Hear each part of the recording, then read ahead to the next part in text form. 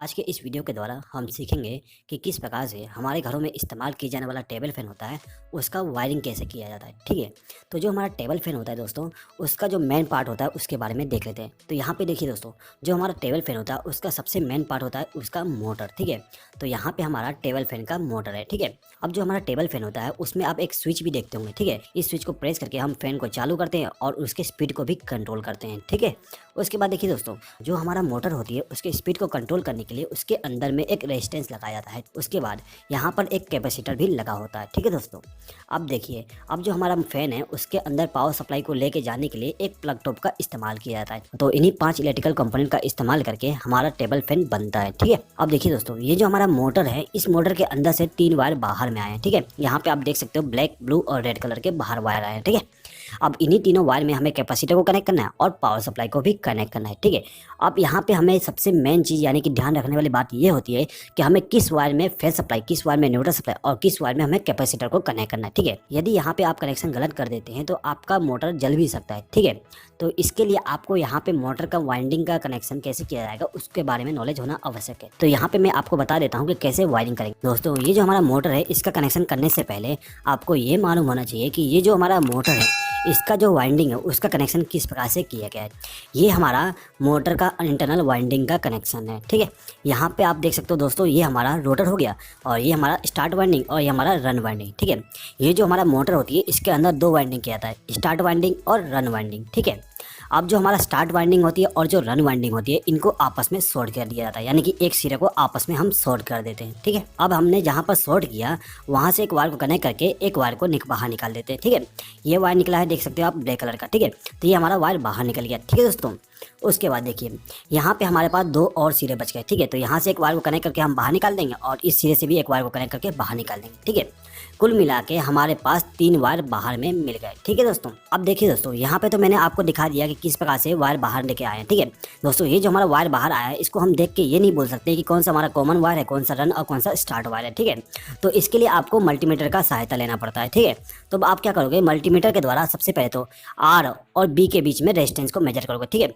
यहाँ पर मैंने जब रेजिस्टेंस मेजर किया तो हमारा रेजिस्टेंस 240 आ गया। ठीक है, यहाँ पर हमने माना है कि 240 रेजिस्टेंस आ गया। ठीक है, उसके बाद मैं क्या करता हूँ कि जो हमारा ब्लैक वायर है और जो ब्लू वायर है उसके बीच में रेजिस्टेंस को मेजर करता हूँ। ठीक है, तो उसका रेजिस्टेंस 210 आ गया। यहाँ पे मैं एक्चुअल वैल्यू नहीं बता रहा हूँ। ठीक है, मैं एग्जांपल के लिए आपको यहाँ पे लिख के बता रहा हूँ। ठीक है दोस्तों, उसके बाद मैं क्या करूँगा कि जो हमारा रेड वायर है और जो ब्लू वायर है उनके बीच में रेजिस्टेंस को मेजर करूँगा। ठीक है, यानी कि मल्टीमीटर के प्रोब को एक यहाँ पे कनेक्ट कर दूँगा और दूसरे को यहाँ पे कनेक्ट कर दूँगा। ठीक है, और उसको कनेक्ट करने के बाद जो रेजिस्टेंस आएगा वो 450 के लगभग आएगा। ठीक है, यहाँ पे जो हमारा रेजिस्टेंस है वो 450 क्यों आया, क्योंकि देखिए दोस्तों, यहाँ पे 2 वाइंडिंग का रेजिस्टेंस सीरीज में आ गया। ठीक है, तो इसलिए रेजिस्टेंस ज़्यादा आ गई है। ठीक है, और यहाँ पे सबसे कम आया है 210। ये क्यों कम आया, क्योंकि हम यहाँ पे केवल इस वायर और इस वायर यानी कि रन वाइंडिंग का रेजिस्टेंस को मेजर किए। ठीक है, और यहाँ पे थोड़ा ज़्यादा आया है तो ये हमारा स्टार्ट वाइंडिंग का रेजिस्टेंस हो गया। ठीक है, यहाँ पे दोस्तों एक चीज़ हमेशा याद रखिएगा, जो हमारा रनिंग वाइंडिंग होती है उसका रेजिस्टेंस सबसे कम होता है और स्टार्टिंग वाइंडिंग का थोड़ा सा ज़्यादा होगा रन वाइंडिंग से। ठीक है, और सबसे कम वाइंडिंग का रेजिस्टेंस हमारा कॉमन टर्मिनल का होगा। ठीक है,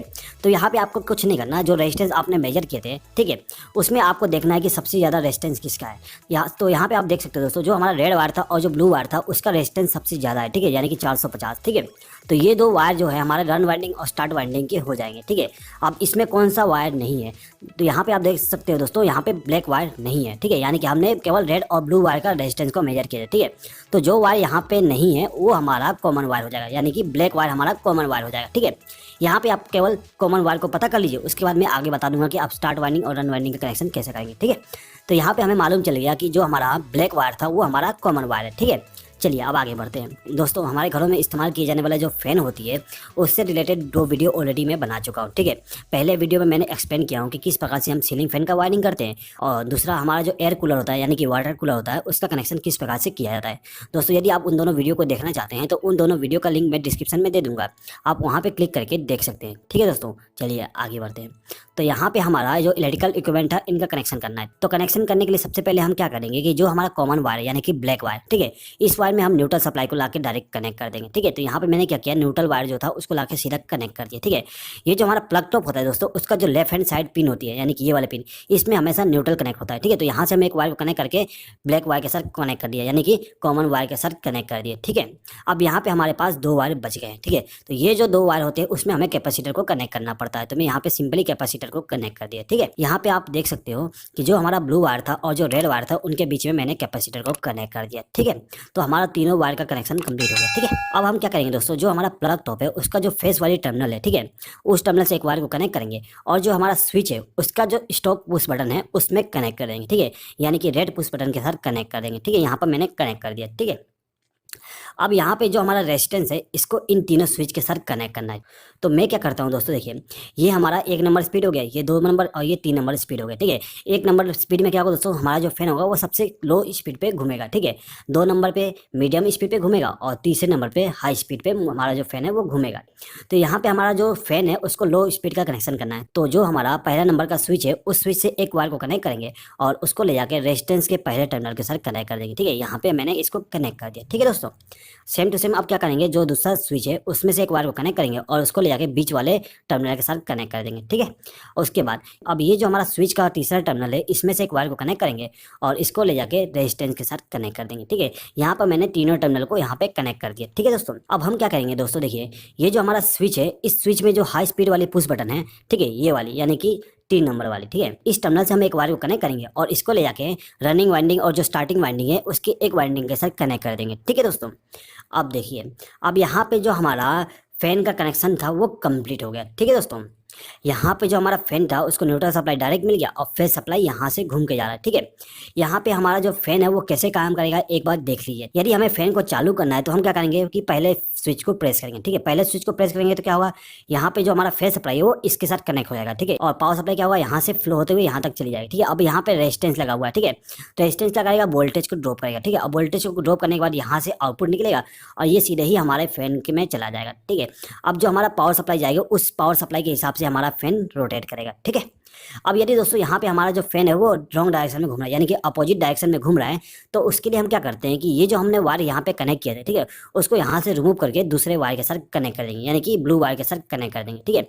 इन दोनों वायर में फेस सप्लाई को इंटरचेंज करने पे हमारा जो फैन है उसका डायरेक्शन चेंज हो जाएगा, ठीक है। अब देखिए, अब यदि मैं सेकंड पुश बटन को प्रेस करता हूं तो क्या होगा, पावर सप्लाई यहाँ से जाएगी और इतना ही रेजिस्टेंस लाइन में रहेगा, ठीक है, ये वाला बाईपास हो जाएगा। तो इतना रेजिस्टेंस रहने पे क्या होगा, हमारा जो फैन है उसका स्पीड थोड़ा सा बढ़ जाएगी, ठीक है। उसके बाद जब मैं हाई स्पीड वाले पुश बटन को प्रेस करता हूँ तो क्या होता है, देखिए यहाँ से पावर सप्लाई यहाँ पे आती है, ठीक है। यहाँ पे हमने एक वायर को शॉर्ट करके सीधे ही लेके चले गए, ठीक है। तो क्या होगा, पावर सप्लाई यहाँ से फ्लो होते हुए सीधे ही फैन में चला जाएगा, यानी कि पूरा का पूरा वोल्टेज फैन को चली जा रही है, ठीक है। यहाँ पे कोई भी वोल्टेज ड्रॉप नहीं हो रहा। तो जैसे ही पूरा वोल्टेज फैन को मिलता है तो क्या होगा, हमारा जो फैन है वो हाई स्पीड में घूमने लगता है, ठीक है दोस्तों। तो आई होप कि आपको ये वीडियो पसंद आया होगा दोस्तों। यदि आपको ये वीडियो पसंद आए तो प्लीज़ इस वीडियो पर लाइक कर दीजिएगा और अपने फ्रेंड्स के साथ इस वीडियो को जरूर शेयर कर दीजिएगा।